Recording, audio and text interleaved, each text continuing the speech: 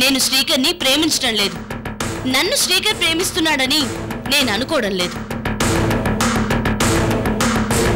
మన board of director Sukumar గారి కూతురు ఎంగేజ్మెంట్ ఉంటే వెళ్ళొస్తున్నాను.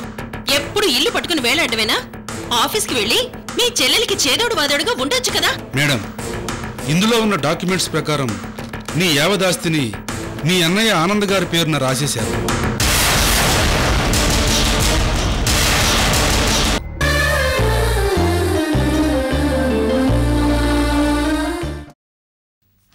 చూడు, రాత్రి నీ కడుపు నొప్పిగా ఉన్నప్పుడు కళ్ళు మూసుకుని అన్నిటి మీద సర్వ హక్కులు నావే అని జనరల్ పవర్ ఆఫ్ అటార్నీ మీద సంతకం పెట్టేశావు. నీ మేనేజర్ కూడా మా మనిషిగా సాక్షి సంతకం చేసి మాకెంతో కోఆపరేట్ చేశాడు.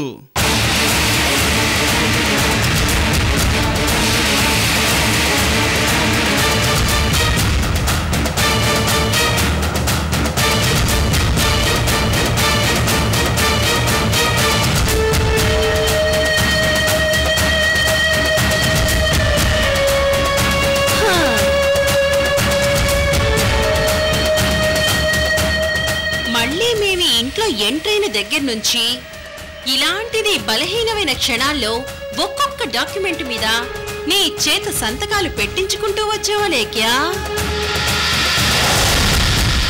అబ్బో, వీటి కోసం నీ మీద ఎంత ప్రేమ చూపించావు. ఆవులిస్తే పేగులు లెక్క పెట్టే మా అలేఖ్య ప్రెగ్నెన్సీతో ఉండటం వల్ల అన్నా వదిన ప్రేమని నిజమని నమ్మేసి తను ఏం చేస్తుందో, ఎక్కడ సంతకాలు పెడుతుందో చూసుకోకుండా పెట్టేసింది. Bad luck. నో, ఇది మోసం, ఇది అన్యాయం, ఇది చెల్లదు. మేడం, అలా అంటే కుదరదు. లీగల్గానే మీరు సంతకాలు పెట్టారు. లీగల్గానే ఈ యావదాస్తి మీ అన్నయ్య గారి చేతిలో ఉంది.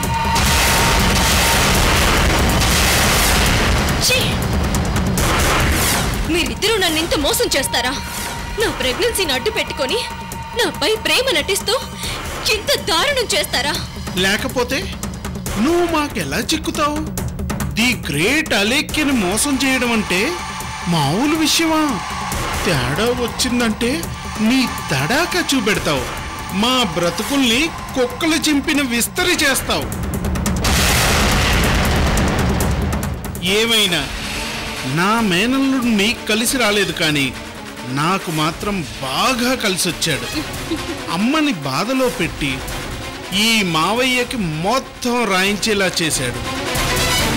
కొందరు మేనల్లుడు పుడితే మేనమావ గండం అంటారు, కానీ వీడు పుట్టకుండానే నాకు పెద్ద అండైపోయాడు. నీకు పెద్ద గండం అయిపోయాడు చెల్లెమ్మా.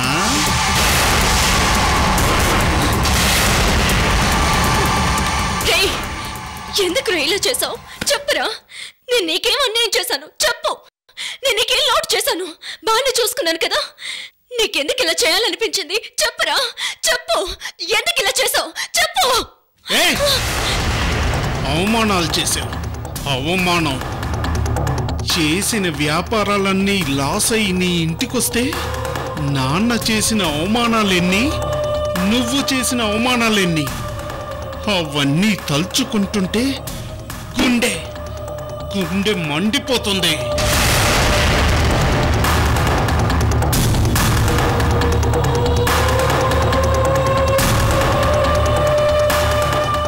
ఎంత లాసై వచ్చినంత మాత్రానా ఏం మరదలైనా వదినలా చూస్తుందా?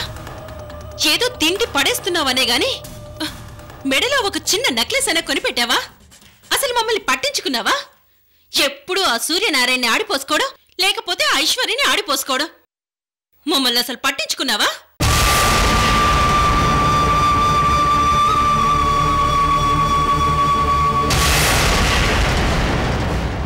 మమ్మల్ని ఒక పురుగును చూసినట్టు చూసావు. అది మేం తట్టుకోలేకపోయాం. నిన్ను ఎప్పుడు దెబ్బ కొడదామా అని చూసి చూసి కరెక్ట్ టైంలో దెబ్బ కొట్టాం.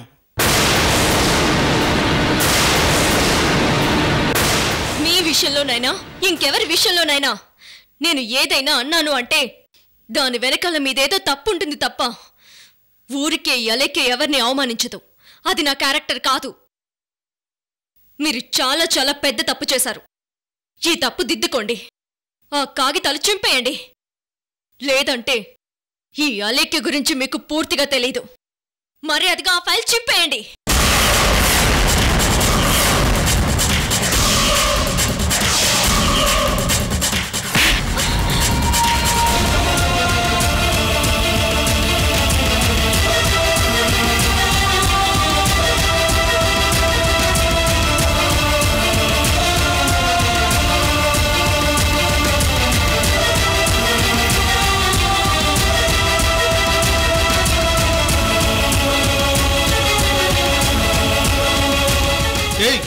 ఏంటే వాగుతున్నావు?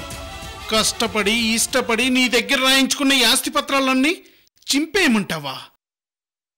నోరు మూసుకో. ఆగండి. పాపం కడుపుతో ఉన్న చెల్లెల్ని కొడతారేంటి? ఏమండి, మీ చెల్లెలికి జరిగిన సీమంతం అప్పుడు మనం లేం కదా. ఇంతకు ముందు ఎక్కడా ఏ ఆడపడుచుకి చెయ్యని సీమంతం ఇప్పుడు మనం చేద్దామండి. కరెక్ట్.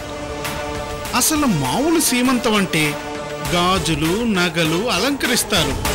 కానీ మనం గాజులు నగలు తీసేస్తాం.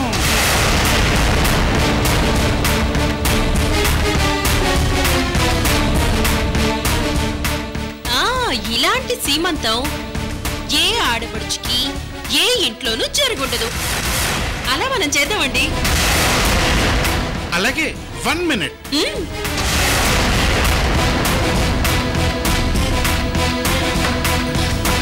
కూర్చో చెల్లెమ్మా. కూర్చోమ్మా.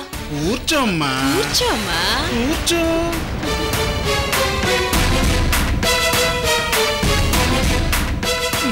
ఏంట్రమ్మా అలా చూస్తున్నావు? రివర్స్ సీమంతం ప్రారంభించు. అలాగేనండి, ఒక్క నిమిషం.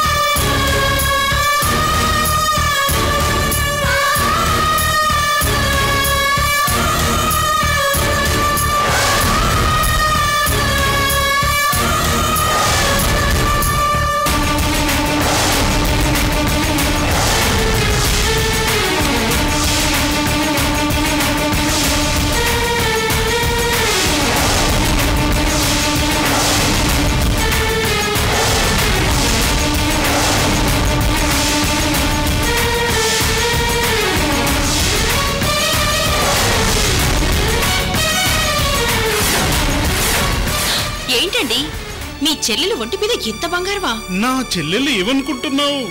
బంగారు నిధి.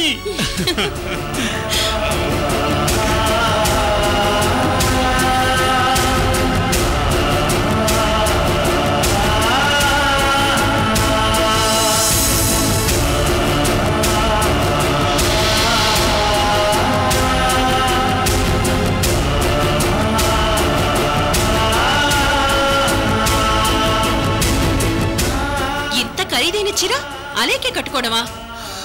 అయ్యయ్యో, నేను రివర్స్ సీమంతం కోసం లోపలొక స్పెషల్ చీర పెట్టాను. ఇది తీసేసి అది కట్టుకుందో గాని. రా అలేఖ్యా.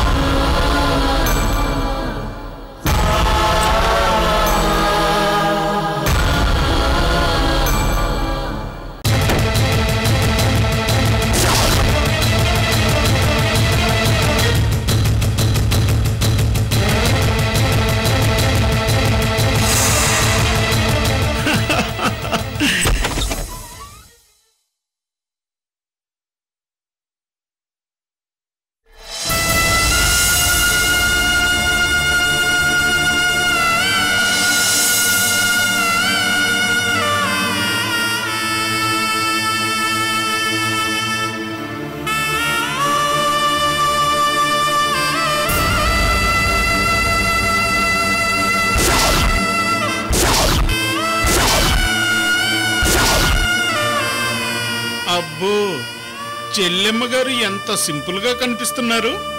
మిమ్మల్ని చూస్తుంటే రామాయణంలో అయోధ్య వదులుతున్న రాముడి వెంట సీత వెళ్తున్నప్పుడు కూడా ఇలాంటి నారచీరే కట్టిందట. మీరు కూడా నారచీరలో చాలా సింపుల్ గా కనిపిస్తున్నారు చెల్లెమ్మ గారు.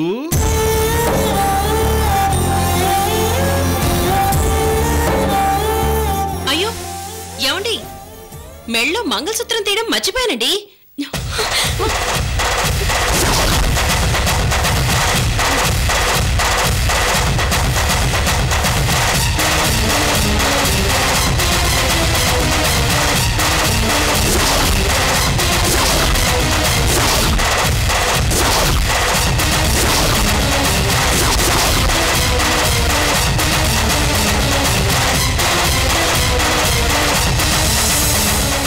అది సూర్య కట్టిన తాళి కదా. అది చూసినప్పుడల్లా మా చెల్లెలకి సూర్య గుర్తుకు రావాలని, సూర్య లాంటి వ్యక్తిని పెళ్లి చేసుకున్నందుకు వాడిని తిట్టుకోవడానికి అది గుర్తుగా పెట్టుకుందట. ఉంచేయి.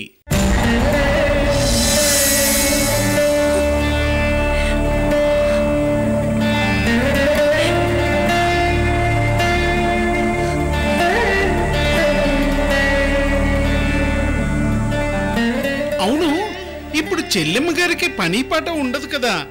దాన్ని చూస్తూ సూర్యుని తిట్టుకుంటూ కాలం గడిపేస్తుంది.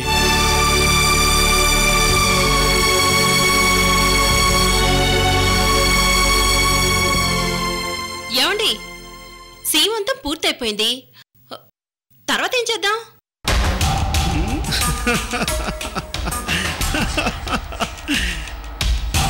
సీమంతానికి ఆడపడుచు కారులో మన ఇంటికొస్తే గేటు దగ్గరకు వెళ్ళి కారు డోరు తీసి లోపలికి ఆహ్వానించి సీమంతాన్ని ప్రారంభిస్తాం.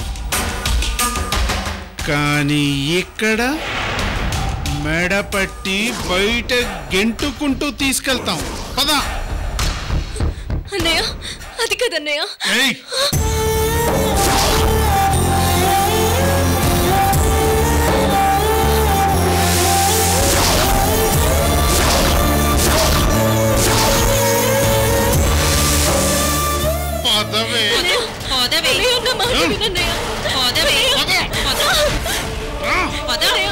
ప్లీజ్ అన్నయ్య, నా మాట వినన్నయ్య. ఇప్పుడు నేను ఎక్కడికి వెళ్ళనన్నయ్య. అన్నయ్య, చెప్పదు అన్నయ్య. ప్లీజ్ అన్నయ్య. రామనయ్య, ఇంతసేపు ఎక్కడికి వెళ్ళిపోయావు? మంచి సీన్ మిస్ అయిపోయావు. ఇప్పుడే మా చెల్లెలు ఒంటి మీద ఉన్న నగలు గాజులు తీసేసి సీమంతో చేసావు. ఏంటి బాబు ఇది? రమణయ్య, ఇప్పుడు నువ్వు అలేఖ్య దగ్గర పనుడు కాదు, నా దగ్గర పని చేయాలి. అలేఖ్య ఆస్తిని నేను రాయించేసుకున్నాను. అలేఖ్యని ఇప్పుడు బయటికి తోసేస్తున్నాను, తెలుసా? అదా వద్దు బాబు, తప్పు బాబు. రమణయ్య, ప్లీజ్ తప్పుకో. ఈ ఇంటి ఆడపడుచుంది ఇలా చేయకూడదు బాబు, వద్దు బాబు. రమణయ్య, నా మాట విను ప్లీజ్. తప్పు బాబు, వద్దు బాబు. తప్పుకోరా. అమ్మా చెల్లెమ్మ, నీకు నిన్నుగా బయటకు పంపిస్తే మాకు తృప్తి ఎలా ఉంటుంది?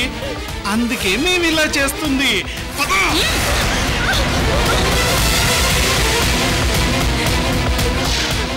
అన్నయ్య, ప్లీజ్ అన్నయ్య, నా కడుపులో బిడ్డున్నాడు, వాడికి ఏం కాకూడదు. ఏంటి, కడుపులో తగిలిందా? ఆహా, ఏం సెంటిమెంట్ చెల్లెమ్మ. అన్నీ పోయాక ఇంకా సూర్యనారాయణ ప్రతిరూపాన్ని భద్రంగా కాపాడుకున్నావనే. అబ్బా, పద పదమ్మా, పదవే.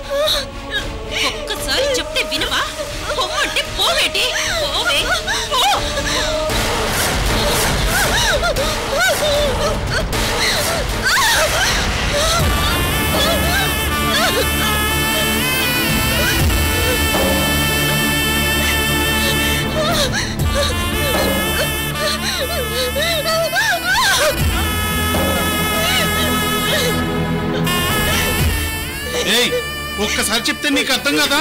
అన్నయ్య, నా మాట విను. ఎవరే నీకు అన్నయ్య? రా. అన్నయ్య, రావే. అన్నయ్య, ప్లీజ్ అన్నయ్య. పదవే. పోవే.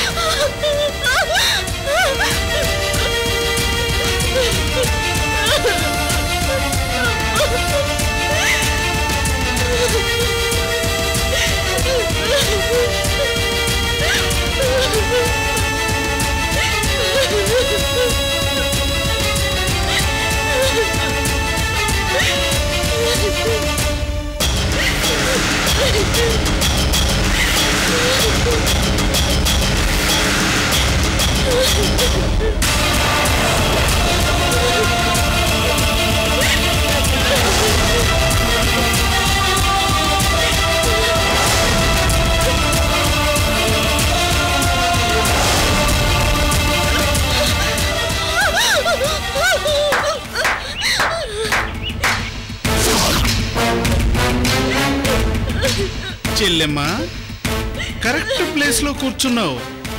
ఇదే ప్లేస్ లో ఐశ్వర్యం కూర్చోబెట్టావు, గుర్తుందా?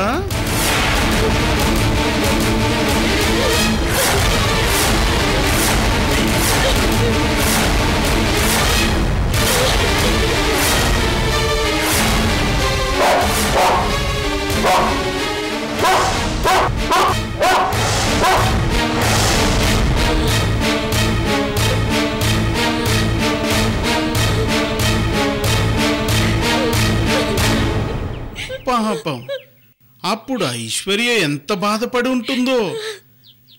ఇప్పుడు నీకు అంతకంటే ఎక్కువ బాధేస్తుంది కదూ?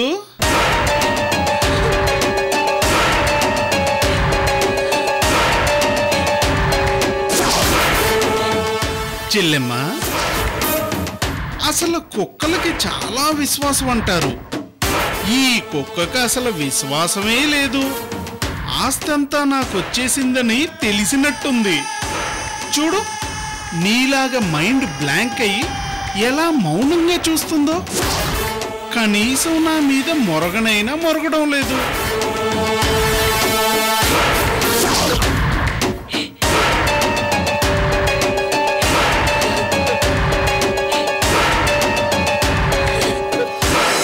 దానికే కనుక విశ్వాసం ఉంటే ఈ పాటికి నా మీద పడి రక్కేసి కొరికేసి ఉండాలి.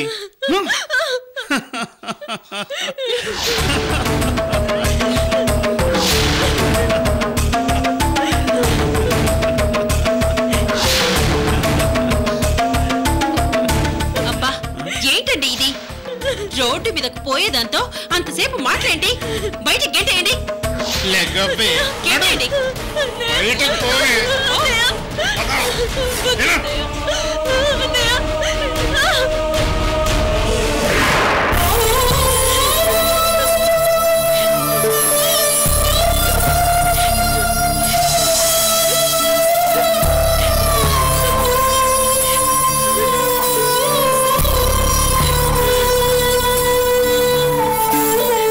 అన్నయ్య, నా ఫ్యాక్టరీలు, నా ఆస్తులు, నా గెస్ట్ హౌస్ లో అన్ని నువ్వే తీసేసుకో.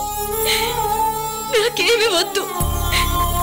ఈ ఒక్క ఇల్లు మాత్రం నాకు ఇచ్చే అన్నయ్య. ఈ ఇంటిని నేను ఎంతో ఇష్టపడి కట్టించుకున్నాను. ప్లీజ్ అన్నయ్య, ప్లీజ్ నాకు ఇచ్చే అన్నయ్య.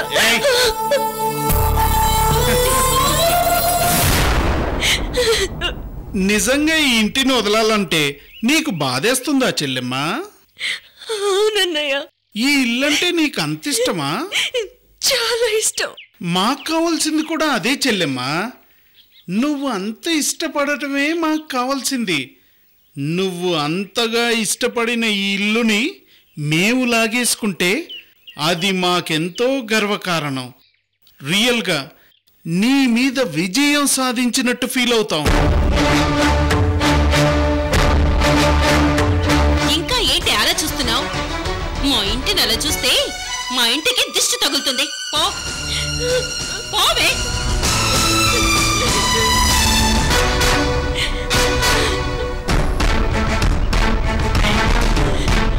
సెక్యూరిటీ, గేట్ ఓపెన్ చేయి. అన్నయ్య, వద్దన్నయ్య, నా మాట వినన్నయ్య. అన్నయ్య అన్నయ్య ప్లీజ్ పదవే, అన్నయ్య ఇంకెప్పుడు ఇంటి వైపు రాకు.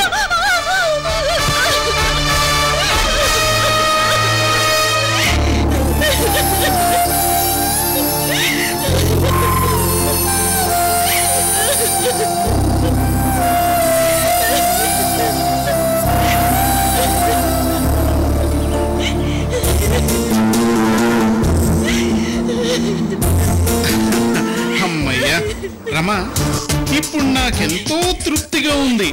3వ ప్రపంచ యుద్ధానికి నేనే ఒక కారణమై ఆ యుద్ధంలో నేనే విజయం సాధించినంత తృప్తిగా ఉంది. అలేఖ్య ఎవరినైనా రోడ్డు మీద నిలబెడుతుంది, కానీ మనం అలేఖ్యని రోడ్డు మీద నిలబెట్టాం. దీనికి మనం ఎంతో గర్వపడాలండి. రమా, నా చెల్లెల మీద నేను ఇంత గొప్ప విజయాన్ని సాధిస్తానని కల్లో కూడా అనుకోలేదు. చూడు చూడు, ఓడిపోయిన ముఖం పెట్టుకొని ఎలా ఉందో. ఇప్పుడు నా చెల్లెల ప్రయాణం ఏటో. జైల్లో ఉన్న మొగుడి దగ్గరికి వెళ్తుందో, లేకపోతే ఏ నుయ్యో గుయ్యో చూసుకుంటుందో. అయినా అవన్నీ మనకెందుకండి, పదండి. సెక్యూరిటీ గేట్ క్లోజ్ చేయి. అన్నయ్య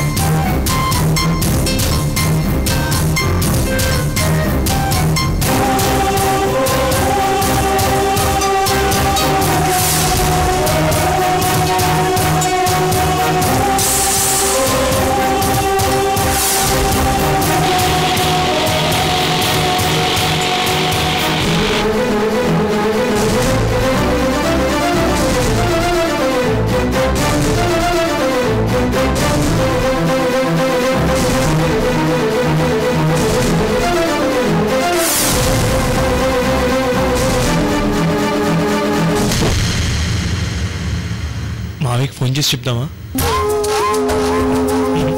వద్దు. అలేఖ్యకి ఇలా జరిగిందని తెలిస్తే మావయ్య తట్టుకోగలడా? వద్దు, మావయ్యకి చెప్పకపోవటమే మంచిది.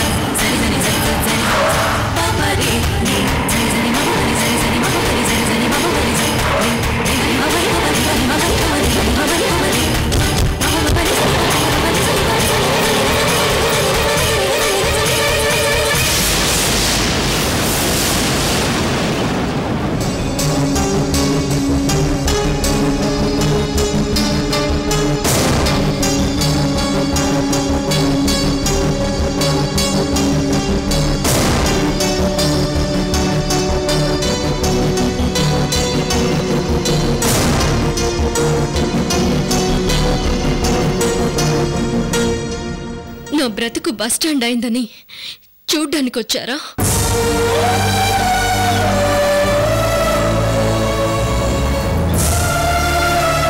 అయ్యో, ఎంత మాటమ్మా! మీ అన్నయ్య మోసం చేస్తే మాత్రం నీ ఇల్లు నీకుంది కదమ్మా. మా ఇల్లు నీదేగా. నువ్వొచ్చి ఇక్కడ కూర్చోడం ఏంటమ్మా? పదమ్మా, పద వెళ్దాం.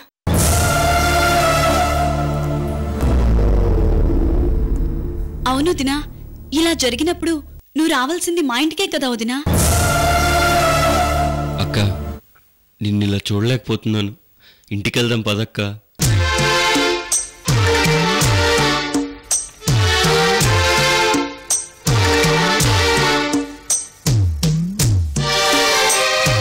ఏంటలేఖ్య, నాకొక్క ఫోన్ అయినా చేయాలి కదా.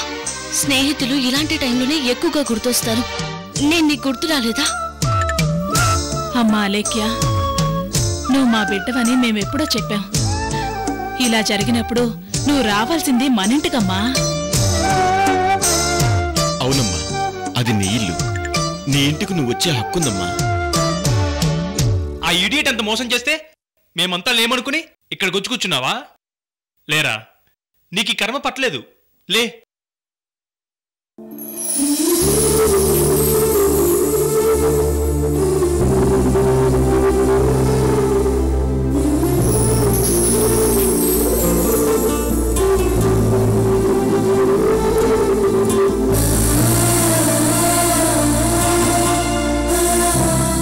నా పరిస్థితి ఇలా అయిందని తెలియగానే నేను తల్లిదండ్రులుగా భావించే నా పుట్టింటి వాళ్ళు ఇక్కడికి వచ్చారు. నా మెట్టినింటి వాళ్ళు కూడా వచ్చారు. చిన్నప్పటి నుంచి నాతో పెరిగిన నా బావ వచ్చాడు. మీ అందరికీ చాలా థ్యాంక్స్.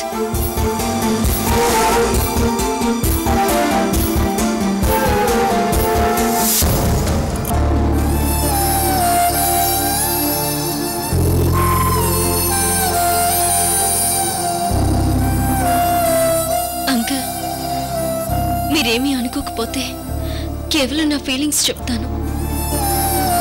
నా దగ్గర ఆస్తి ఉండి మీ ఇంటికి వస్తే ఒక గెస్ట్ అవుతాను, కానీ ఈ పరిస్థితుల్లో వస్తే ఒక పేదరాలను అవుతాను. చాచా, నువ్వు పేదరాలు వెంటమ్మా, మేము అలా అనుకుంటావా? మీరు అనుకోరు అంకుల్. ఇప్పుడు ఆంటీ మీరు నాకు అమ్మ నాన్నలు. మీరలా ఎందుకు ఫీల్ అవుతారు? నేను ఫీల్ అవుతాను అంతే. అంతకన్నా ముందు మనం ఫ్రెండ్స్ మే.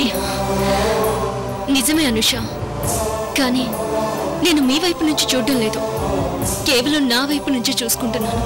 ప్లీజ్ నన్ను అర్థం చేసుకో.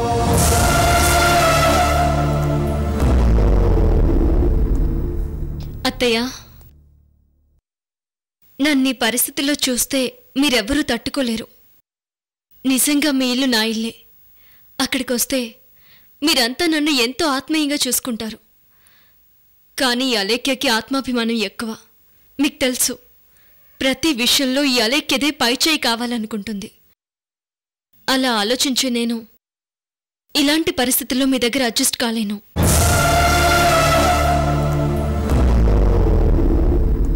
అక్క, నువ్వే తప్పు చేయలేదు. వాళ్ళు నిన్ను మోసం చేసి తప్పు చేశారు. దానికి నువ్వెందుకు మన ఇంటికి రావడానికి ఫీల్ అవుతావు? ప్లీజ్ అక్క, నువ్వు అక్కడ కూడా మహారాణిలాగా ఉందు, కానీ నీకే లోటు చేయం.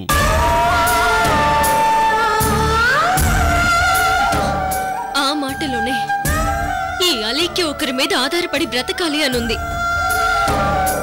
అది అలేఖ్య అస్సలు భరించలేదు. అందుకే నేను రానంటున్నాను.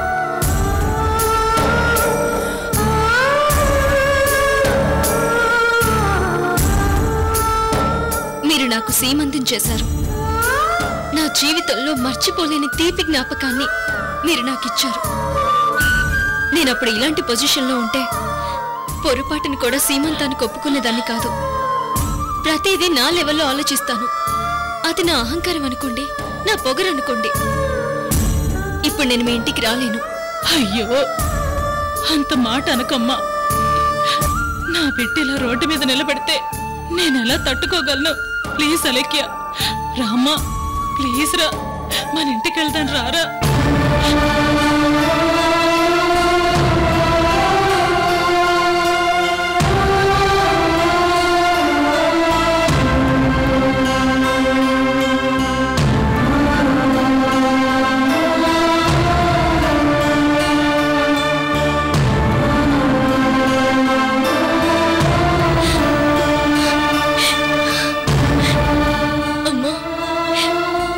నాకెందుకింత ఆత్మాభిమానం వచ్చిందో అర్థం కావట్లేదు. అమ్మ ఎలా ఉంటుందో నాకు తెలియదు. అమ్మ గనుక ఉండుంటే ఎంత బాధపడుతుందో లేదో కూడా నాకు తెలియదు. మీరు మాత్రం ఎంతో ఆప్యాయంగా చూస్తున్నారు. నన్ను చూసి తట్టుకోలేనంతగా ఏడుస్తున్నారు. అయినా నేను రాలేనమ్మా. నన్ను క్షమించండి ప్లీజ్.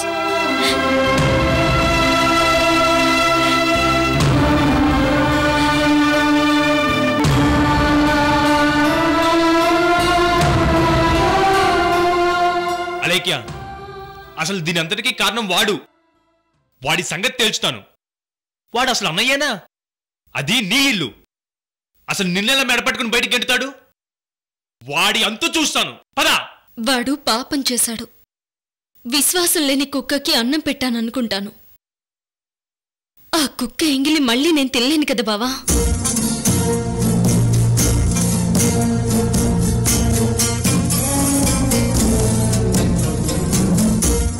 నాకు ఒకే ఒక బాధ బావా. నాకు వేరే ఏ ఇంట్లోనో అవమానం జరిగితే నేను తట్టుకునేదాన్ని. కానీ నా ఇంట్లో, నేను ఇష్టపడి కట్టించుకున్న ఇంట్లో కలలో కూడా ఊహించిన విధంగా నన్ను మెడబట్టి బయట గెంటేశాడు. నా రక్తం పంచుకుని పుట్టిన నా అన్నయ్య చెల్లెలు కడుపుతో ఉందని కూడా చూడకుండా నన్ను బయట గెంటేశాడు. వాడు మోసం చేసి నా ఆస్తి కాజేసినందుకు నేను బాధపడ్డం లేదు, కానీ నన్ను అలా అవమానించినందుకు చాలా బాధపడుతున్నాను.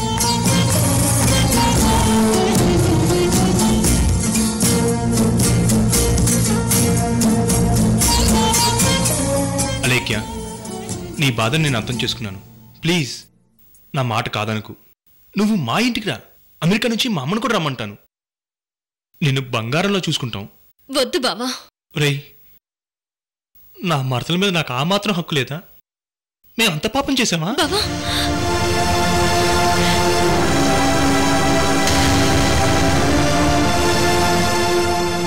వద్దు బావా, అలా మాట్లాడుకో.